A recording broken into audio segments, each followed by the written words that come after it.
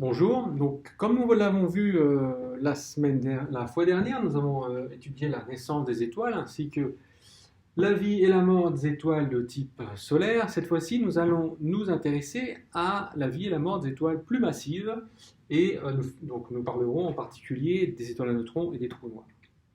Alors je vous montre une image ici là, qui en fait illustre la difficulté de la compréhension des étoiles de grande masse avec les cellules de convection ici qui sont beaucoup plus importantes que dans le cas des étoiles de faible masse et qui en fait compliquent beaucoup les calculs hydrodynamiques au cœur de ces étoiles. Mais nous allons quand même essayer d'approcher les grandes lignes de l'évolution de ces étoiles.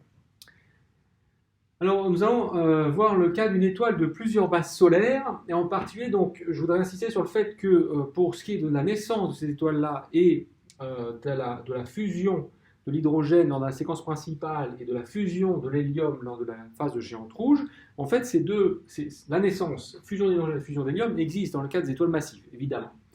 Donc, on ne va pas revenir sur ces cas-là.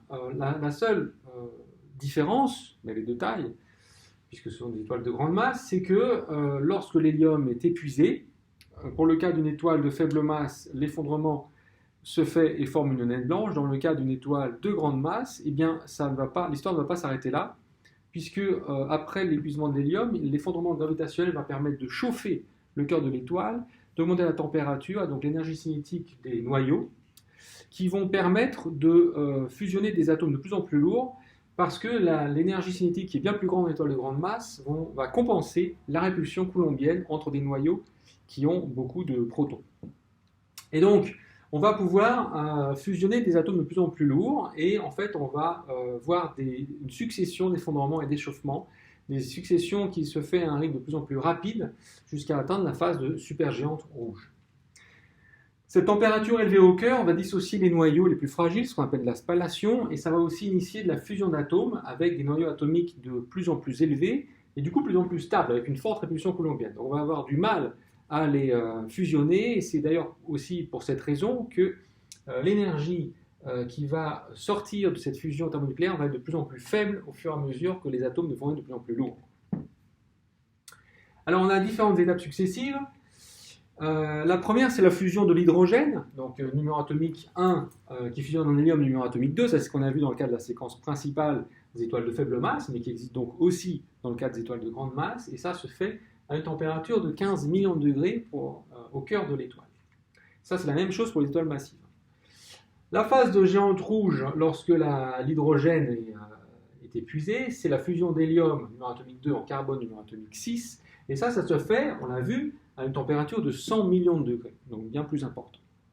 Une fois que l'hélium est épuisé, de nouveau, il y a un effondrement qui se produit, et là, on arrive à une température de 1 milliard de degrés, et c'est la fusion du carbone numéro atomique 6, en azote numéro atomique 7, en oxygène numéro atomique 8, en néon numéro atomique 10, en sodium numéro atomique 11, en magnésium numéro atomique 12, et c'est ce qu'on appelle, il y a deux réactions principale, carbone-carbone qui fusionne en magnésium, et carbone-hélium qui fusionne en oxygène. Et ça, c'est ce qu'on appelle le cycle CNO, qui donc se produit principalement pour les étoiles de grande masse.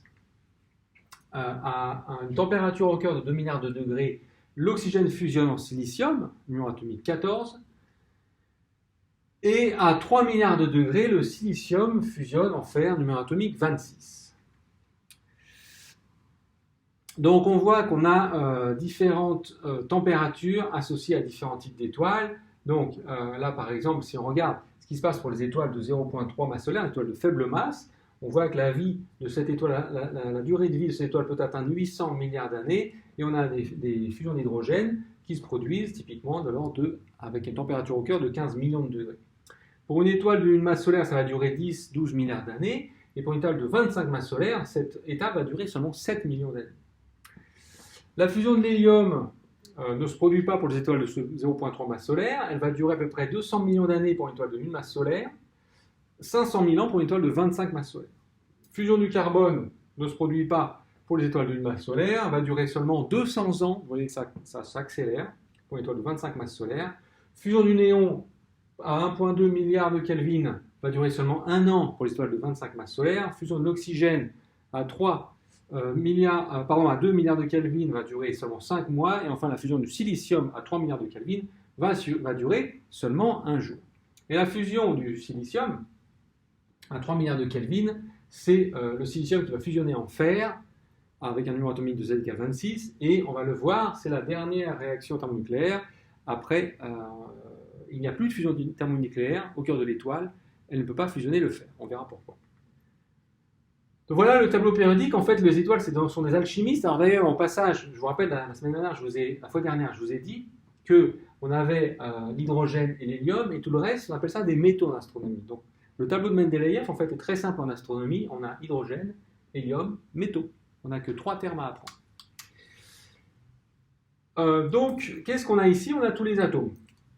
On passe des éléments légers aux éléments lourds. Vous voyez la fusion pendant la séquence principale où il y a 4 atomes d'hydrogène qui vont fusionner en un atome d'hélium, et cette réaction évidemment fournit de l'énergie.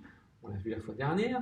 Ensuite, les 3 atomes d'hélium vont fusionner en un atome de carbone, et pareil, ça fournit aussi de l'énergie. Ensuite, les atomes de carbone vont fusionner pour donner des atomes de magnésium et dégager de l'énergie. Les atomes d'hélium et de carbone vont ensuite fusionner pour donner des atomes d'oxygène. Les atomes d'oxygène fusionnent entre eux pour donner des atomes de soufre. Et tout cela, c'est ce qu'on appelle donc le cycle CNO, qui n'est pas terminé. En fait, il y a aussi atomes d'hélium avec atomes d'oxygène qui donnent du néon et qui dégagent de l'énergie. Tout ça, c'est ce qu'on appelle le cycle CNO. Et finalement, les atomes de silicium vont fusionner avec des atomes d'hélium pour donner des atomes de nickel qui va se désintégrer en atomes de fer. Et en fait, ça, c'est l'atome stable le plus lourd qui peut être fabriqué au cœur des étoiles, c'est l'atome de fer. Donc tous ces atomes, jusqu'au fer, vont être fusionnés, vont être fabriqués au cœur des étoiles. Comment ça se passe à l'intérieur de l'étoile, dans les faits? En fait, donc ça, vous vous souvenez peut-être de cette image-là, c'était donc le cœur d'une étoile, où on voit le noyau, la tranche d'une étoile, on voit le noyau, voici la zone radiative, la zone convective, la photosphère et la couronne. Ça, c'est pour une étoile de type solaire. Voilà ce qui se passe. Donc, voilà que si vous coupez le Soleil pendant sa phase de séquence principale, voilà ce que vous voyez. Par contre, donc, si on regarde ce qui se passe pour une étoile de grande masse, l'image est un petit peu différente. Là, on a la fusion de l'enveloppe d'hélium. On a un cœur de carbone et d'oxygène ici qui est à 100 millions de degrés. Là, on a la fusion ici thermonucléaire de l'hélium. Là, on a la fusion d'hydrogène. Et là, on a une enveloppe d'hydrogène. Donc, vous commencez déjà à percevoir la différence. Là. On a une différence en fonction de la température. Et donc, on ne fusionne pas les mêmes atomes en fonction de la température. Ici, on ne va rien fusionner du tout. Ça, c'est l'enveloppe d'hydrogène. Vous voyez, ça fait à peu près la taille de 200 rayons solaires. Donc, c'est très, très grand. La température à la surface ici est de 3000 degrés. Comme le sera la température du Soleil lorsqu'elle sera en phase de géante rouge. Donc ici, on a de l'hydrogène, mais qui ne fusionne pas. Ici, on a de la fusion de l'hydrogène. Donc ça, c'est à 15 millions de degrés. Puis, on a la fusion d'hélium. Donc ça, c'est à 100 millions de degrés. Et là, on a un cœur de carbone et d'oxygène. Cœur qui peut être plus chaud que ça. Et en fait, si on regarde une étoile très, très massive, en fait, à la fin de sa vie, dans les derniers jours de sa vie, puisqu'on a vu que les dernières phases de fusion ne dure que de l'ordre de la journée, eh bien on a une succession de couches différentes qui sont riches en éléments de plus en plus lourds au fur et à mesure qu'on s'approche du centre, et on appelle ça une structure en pelure d'oignon. Vous comprenez tout de suite pourquoi. Donc là, on a une couche où l'hydrogène ne fusionne pas, puis on a une couche de fusion d'hydrogène qui a débuté lors de la séquence principale, une couche de fusion d'hélium qui a commencé à se produire lors de la phase de géante rouge, couche de fusion de carbone, de fusion d'oxygène, fusion de néon, fusion de magnésium, fusion de silicium, et à la fin, on a un noyau de fer qui, on l'a vu, ne fusionne pas. Et donc ça, c'est vraiment la structure en couche d'une étoile massive en fin de vie, dans ses derniers jours de vie avant qu'elle explose en supernova. Donc chaque couche est composée d'un seul élément, parce qu'on a des gradients de densité élevés, donc on n'a pas de mélange par convection. On atteint d'autant plus vite cette structure, typiquement lors de quelques dizaines de millions d'années, que la masse de l'étoile est élevée. Et donc le fer, c'est le noyau le plus stable, il ne fusionne pas, c'est une réaction endothermique, c'est-à-dire que pour faire fusionner le fer, il faudrait fournir de l'énergie à l'étoile. Or, le principe justement de fusionner des atomes, c'est que ça dégage de l'énergie pour, je vous rappelle, contrebalancer la gravité. Donc si l'étoile a besoin d'énergie pour contrebalancer cette gravité, en fait, ça va accélérer son effondrement. Donc là, on a un diagramme un petit peu plus compliqué, mais qui finalement, on vous l'explique, permet de bien comprendre ce qui se passe. Là, on a l'énergie de liaison par nucléon, et ici, on a le numéro atomique. Vous voyez qu'on a ici l'hydrogène, l'hélium, le carbone, l'oxygène, le fer, et après, on a des atomes jusqu'à l'uranium ici. Et en fait, vous avez une séparation au niveau du fer, et vous voyez que toutes les fusions atomiques jusqu'au fer fournissent de l'énergie. Par contre, toutes les fusions atomiques à partir du numéro atomique du fer, eh bien, elles ont besoin d'énergie pour se produire. C'est-à-dire qu'en fait, elles ne fournissent pas d'énergie. Celles-ci sont exothermiques, celles-là sont endothermiques. Celles-ci fournissent de l'énergie, celles-là ont besoin d'énergie. Donc les étoiles, au cœur des étoiles, on va pouvoir seulement faire des fusions nucléaires qui se produisent de l'hydrogène jusqu'au fer. Et après, c'est un autre processus qui va permettre de fabriquer ces atomes-là. C'est pour ça que là, on dit qu'on fournit de l'énergie par fission, et là, on fournit de l'énergie par fusion. C'est pour ça qu'on fissionne l'uranium pour fabriquer l'énergie. Par contre, on fusionne, le Soleil, lui, fusionne l'hydrogène pour contrebalancer la gravité.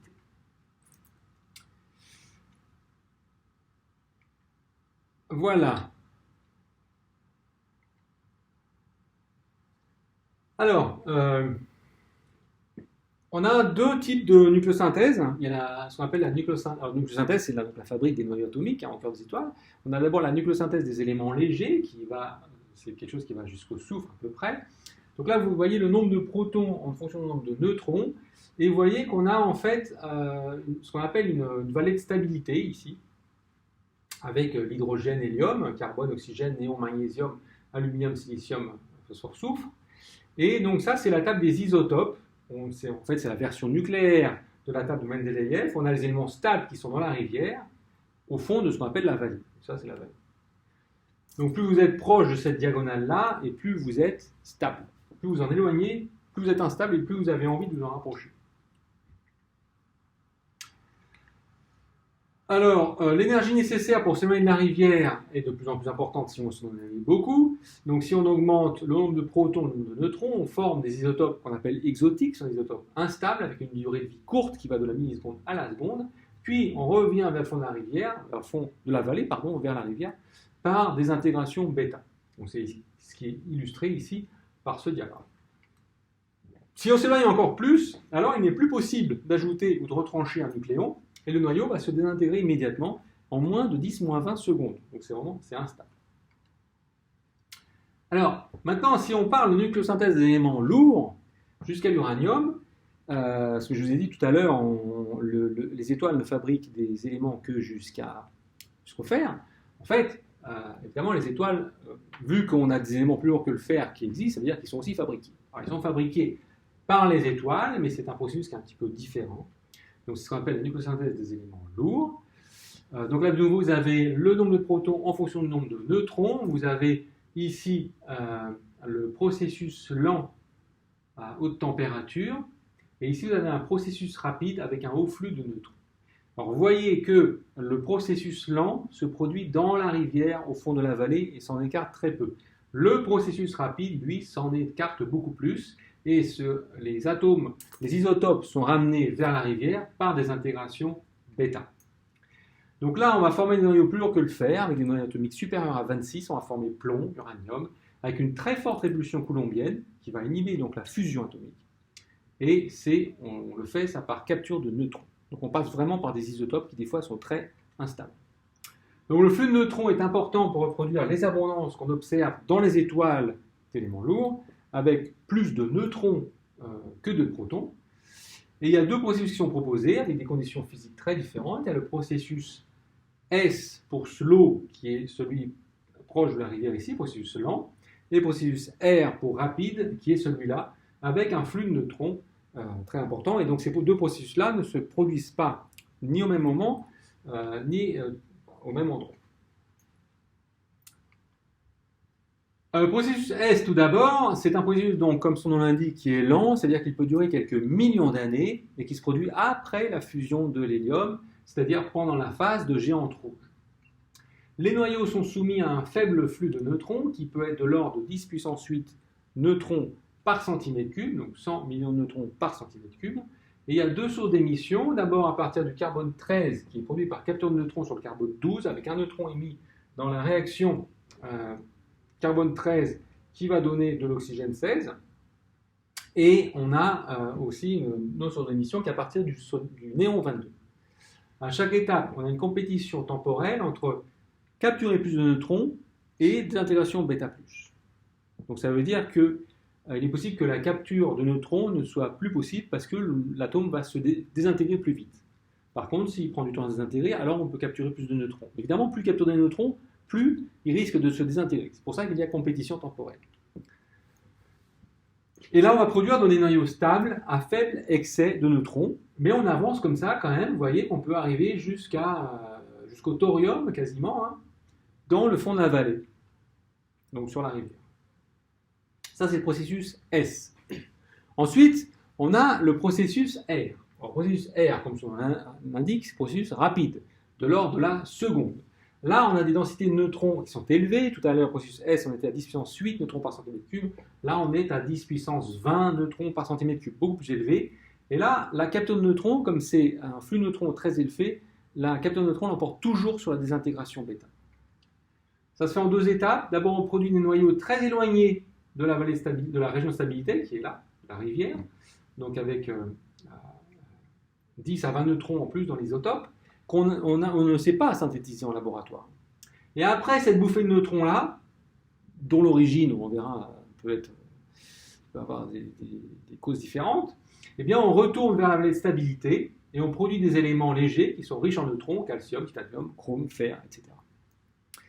Alors ça se produit à différents moments, ce processus R. Ça peut se produire pendant l'effondrement d'étoiles massives, pendant la collision de binaires d'étoiles à neutrons. Les noyaux qui sont voisins du fer vont se désintégrer, les protons sont libérés.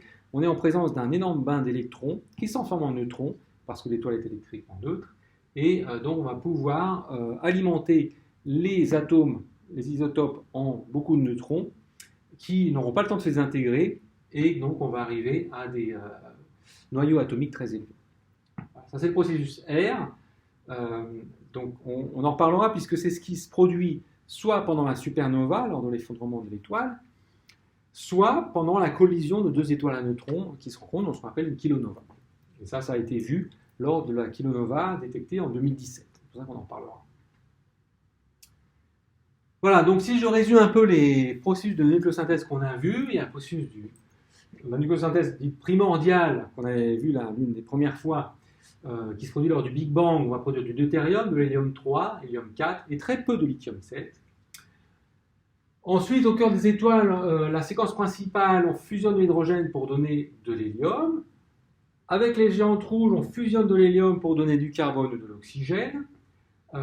Capture lente de neutrons se produit lors de la phase de géante rouge, donc pour produire du cuivre, du zinc ou du plomb.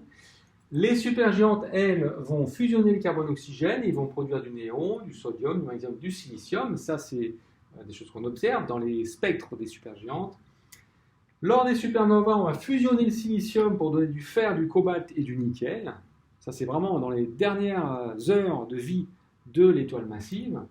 Et on va faire de la capture rapide de neutrons, parce que là, il y a un flux énorme de neutrons, pour former de l'or, du platine et de l'uranium. Donc c'est là, vous voyez, dans ces étapes-là, qu'on produit le plus de matériaux lourds, d'atomes lourds.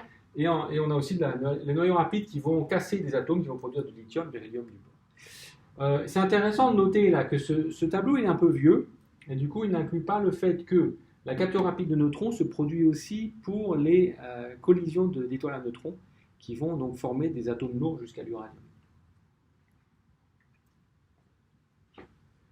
Et donc on arrive à la mort des étoiles massives. Donc après la phase de supergéante, on a le cœur qui représente à peu près 10 à 20% de l'étoile, qui est composé de fer. On n'a aucune réaction nucléaire qui est énergétiquement avantageuse. L'effondrement catastrophique du cœur se produit jusqu'à une densité nucléaire qui est de l'ordre de 10 puissance 14 grammes par centimètre cube. Le noyau devient totalement incompressible. Et là, l'effondrement de toutes les couches extérieures qui sont en train de tomber sur le noyau est stoppé. Il y a un rebond, comme si on relâchait un ressort très raide, très comprimé. L'onde de choc, compression se propage vers l'extérieur, rencontre des régions de densité de plus en plus faible, donc se propage de plus en plus vite. Il faut bien se rendre compte qu'en fait, ce n'est pas toute l'étoile qui est en train de tomber et de repartir, hein, c'est seulement les premières couches qui vont tomber, qui vont entrer en collision avec ce noyau incompressible qui vient de se former et qui partent. Et donc les couches à l'extérieur, elles n'ont quasiment pas le temps de bouger, mais elles sont rattrapées par cette onde de choc des premières couches qui leur arrive dessus et qui les fait s'éloigner de ce cœur et qui partent vers le milieu interstellaire. Donc ça, c'est le phénomène de supernova, qui est extrêmement rapide, qui se produit de l'ordre de la seconde, et qui va ensuite donner naissance aux étoiles à neutrons, ou même, dans certains cas, à un trou noir.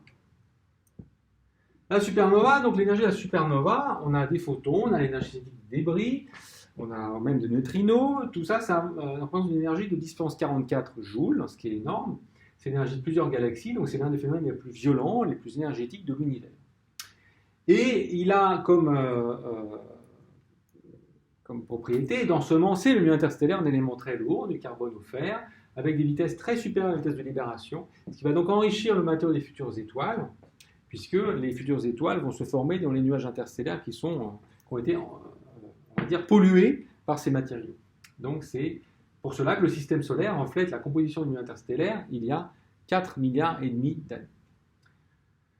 Ensuite, donc, la supernova a une autre caractéristique, c'est qu'il se produit de la nucléosynthèse explosive, processus R dont j'ai parlé. Donc là, vous capturez les neutrons, vous fusionnez les couches internes, néon, oxygène, silicium, et ça modifie la composition du matériau éjecté.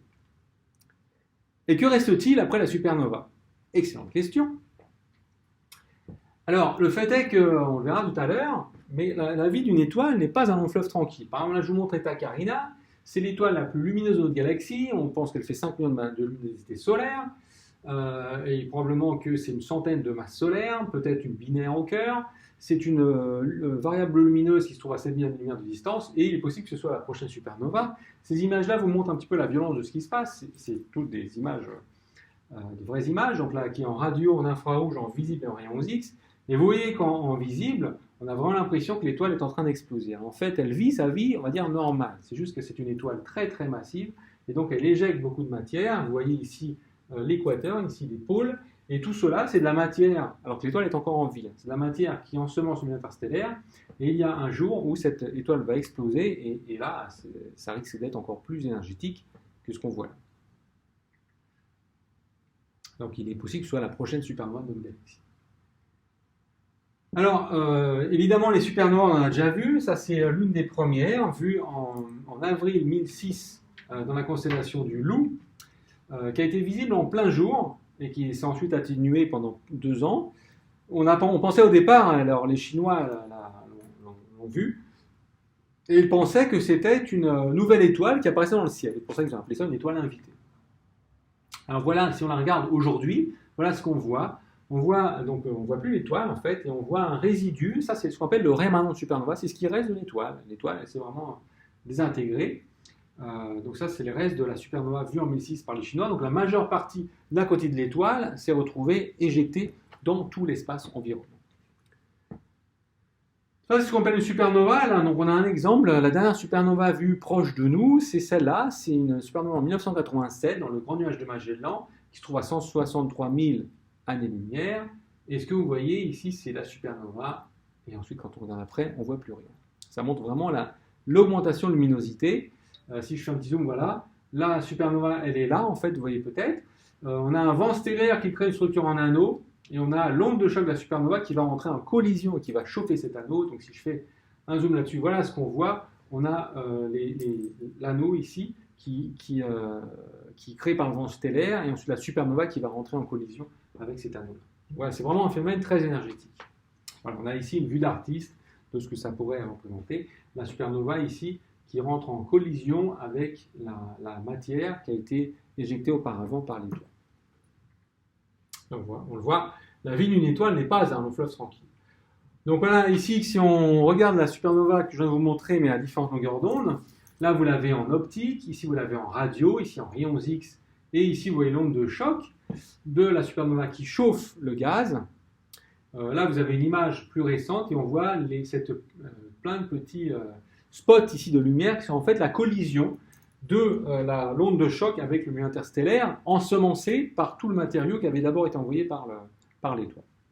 Et là, vous avez une évolution de 1994 à 2003, et vous voyez que ce cercle-là, cet anneau, s'agrandit peu à peu, puisque évidemment, là, ça se dilue, et aussi, ça devient de plus en plus lumineux, à cause de la propagation de cette onde de choc.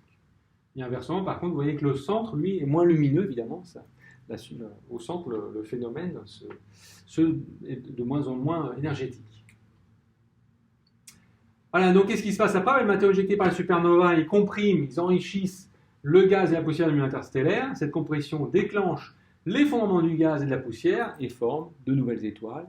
Et donc tout peut recommencer avec la naissance de nouvelles étoiles. Et c'est ce qu'on voit ici. Vous voyez ici les rémanents de supernova. Et là, vous voyez des nouvelles étoiles qui sont apparues. Et en fait, les supernovas non seulement fournissent de la matière au milieu interstellaire, mais en plus, cette onde de choc va comprimer des nuages et va faire naître des étoiles. Un autre exemple ici, ça c'est CAS-A, KCPA, mais dans le visible ici, dans les rayons X, vous voyez que c'est très chaud. Ça, c'est une image acquise pendant 1 million de secondes. Vous voyez le point ici qui est le résidu. Une prise par le télescope Chandra du réseau supernova Cassiopée-A. Et là, je vous montre